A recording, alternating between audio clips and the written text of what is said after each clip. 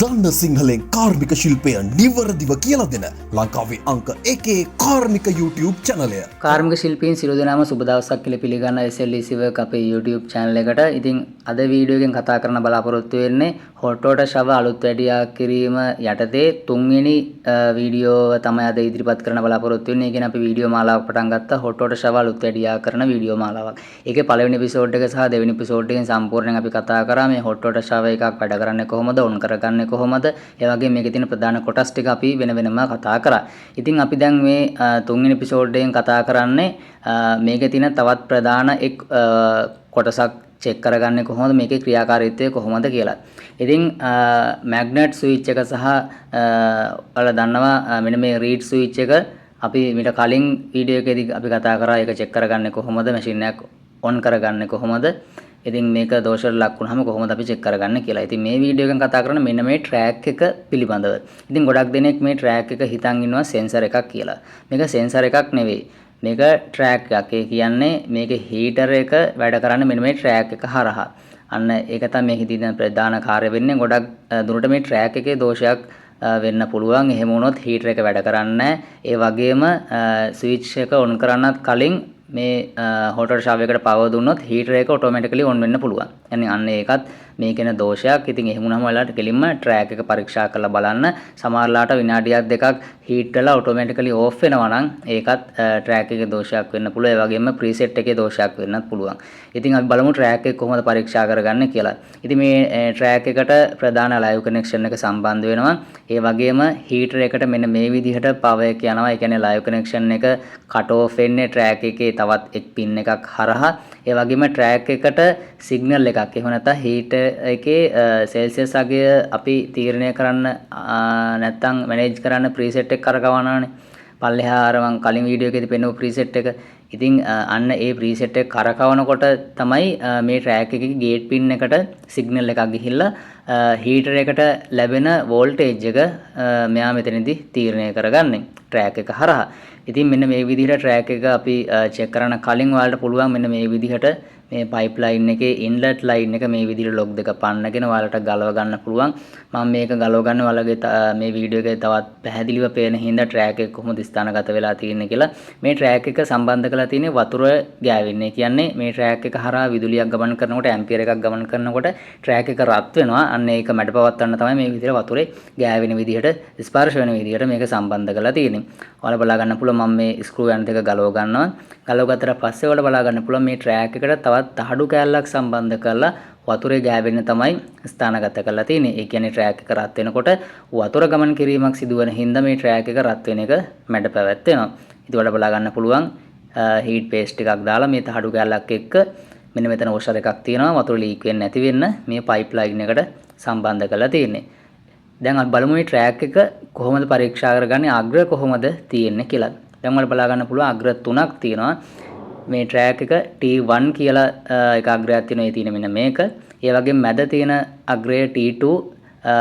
ඒ වගේම G අකුරින් පෙන්නලා තියෙනවා ගේට් පින් එක.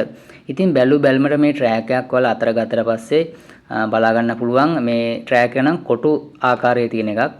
ඔයාලට සමහරවිට රවුන්ඩ් ට්‍රැක් එකක් මෙතන බලා ගන්න පුළුවන් මේ hot water shower වල. ඉතින් මේ තරමක් දුරට ගත්තාම මේකේ බැලුමට ඔයාලගේ PVS එකට පේනවා ගේට් පින් එක අනිත් පින් දෙකට වඩා තරමක් දුරට කුඩා. ඉතින් ඒකින්ද පහසුවෙන් බලා ගන්න පුළුවන් අග්‍ර මැකිලා තියෙනවා නම් ඒ තරමක් දුරට පොඩි පින් එක තමයි ගේට් පින් එක.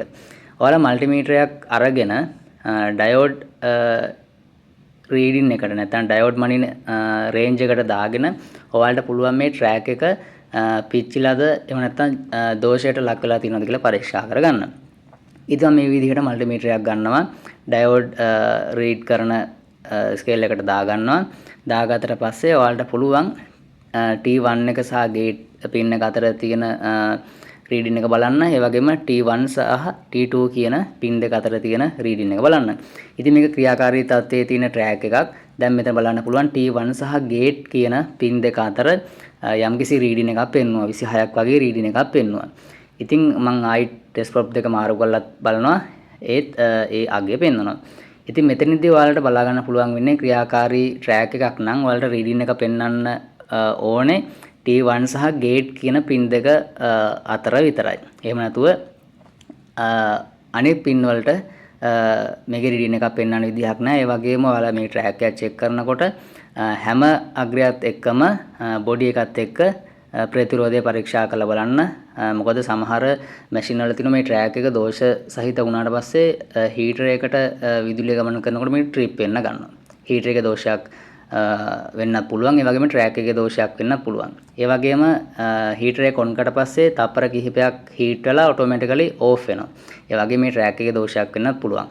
ඒ වගේම මේක ප්ලග් ටොප් එක සම්බන්ධ කරලා ස්විච් එක දැම්මහම හොට් වොටර් ෂවර් එකේ ස්විච් ඔන් කරේ නැති වුණත් එකපාරටම රත් වෙන්න පටන් ගන්නවා. හීටර් එක ඔන් වෙනවා. ඒකත් මේ ට්‍රැක් එකේ දෝෂයක් වෙන්න පුළුවන්.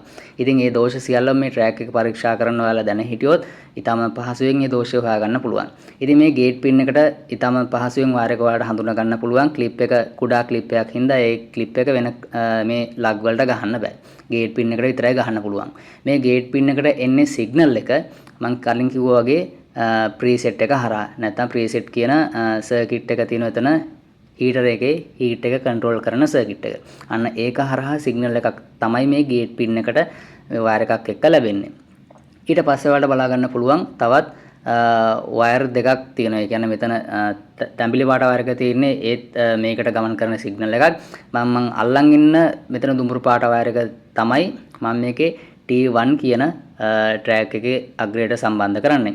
ඒ කියන්නේ මම මේකේ T1 එක හරහා තමයි හීටර් එක කන්ට්‍රෝල් වෙන්න ඕනේ. දැන් මම මේ T1 එක හරහා සම්බන්ධ කරේ හීටර් එකට ගමන් කරන ලයිව් කනෙක්ෂන් එක. ඒ වගේම මේ දැන් අල්ලන් ඉන්න වයර් එක තමයි ඩිරෙක්ට් ලයිව් කනෙක්ෂන් එක. ඒ කියන්නේ හීටර් එකට සම්බන්ධ කරලා තියෙන තර්මල් ෆියුස් එක හරහා ස්විච් වෙන නැත්නම් පැමිණෙන ඩිරෙක්ට් ලයිව් කනෙක්ෂන් එක මම සම්බන්ධ කරනවා T2 කියන ට්‍රැක් එකේ අනිත් අග්‍රයට. මම කලින් කිව්වනේ මේ ට්‍රැක් එක හරහා තමයි හීටර් එකට ලැබෙන විදුලිය වෝල්ටේජ් එක ස්විච් වීමක් සිද්ධ වෙන්නේ. ඒ කියන්නේ ප්‍රීසෙට් එකෙන් අපි ලබා දෙන වෝල්ටේජ් එක ට්‍රැක් එක හරහා තමයි ස්විච් වීමක් සිද්ධ වෙන්නේ. ඒ කියන්නේ ඩිරෙක්ට් ලයිව් කනෙක්ෂන් T2 එකට පැමිණෙනවා.